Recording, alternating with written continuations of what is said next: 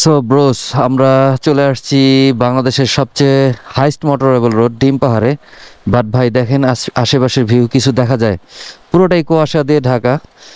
ঠিক আমরা যখন থানচি থেকে বের হইছি তখন থেকে ঝুম বৃষ্টি, বৃষ্টি তো বৃষ্টি, মানে কোনো থামাথামি নেই, বাড়তেছে তো বাড়তেছেই।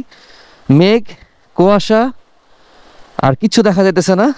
এর মধ্যে ভিজে ভিজে আসছি, ভিডিও করতে পারিনি। এখন এই যে পাশে যে একটা ঘর আছে, এই ঘরের মধ্যে ঢুকছি, ঢুকে আপনাদেরকে দেখাচ্ছি। এই হচ্ছে ডিম পাহাড়, এই যে আমাদের 5টা বাইক, এই যে আমার R15 ভার্সন 3, আর এই আমি।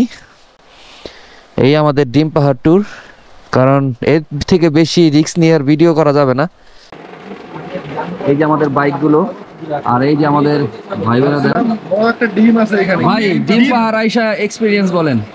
আগে মনে করছি যে অনেক বিশাল স্লোপ আসছেও দেখছি, কিন্তু এখন কিছুই মনে হয় না। বগালেক থেকে আসার পরে এগুলো একদম পানি ভাত, দুধ ভাত। ভাই আপনার তো ফার্স্ট টাইম, আপনার এক্সপিরিয়েন্স বলেন যে বগালেক যাওয়ার পরে এখানে পুরো দুধ ভাত মনে হয়েছে। দুধ ভাত। ফার্স্ট টাইম ডিম পাহাড় এক্সপিরিয়েন্স বলেন।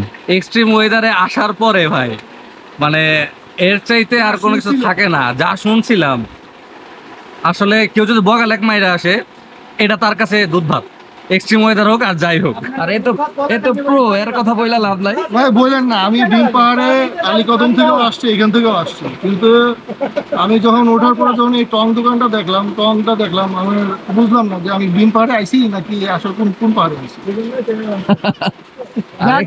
যাক আলহামদুলিল্লাহ, আমরা সবাই সেফলি আসছি এবং সেফলি আমাদের ডেস্টিনেশনে পৌঁছেছি। আর এখানে কিছু ভাই বোনেদের সাথে পরিচয় হয়েছে।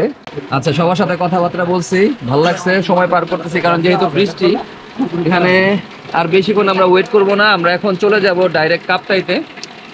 আর সে পর্যন্ত আমাদের সাথেই থাকেন। Like, comment, share and subscribe করবেন, কারণ আপনাদের ভালোবাসা এগিয়ে যাবে আমার এই ছোট চ্যানেলটি।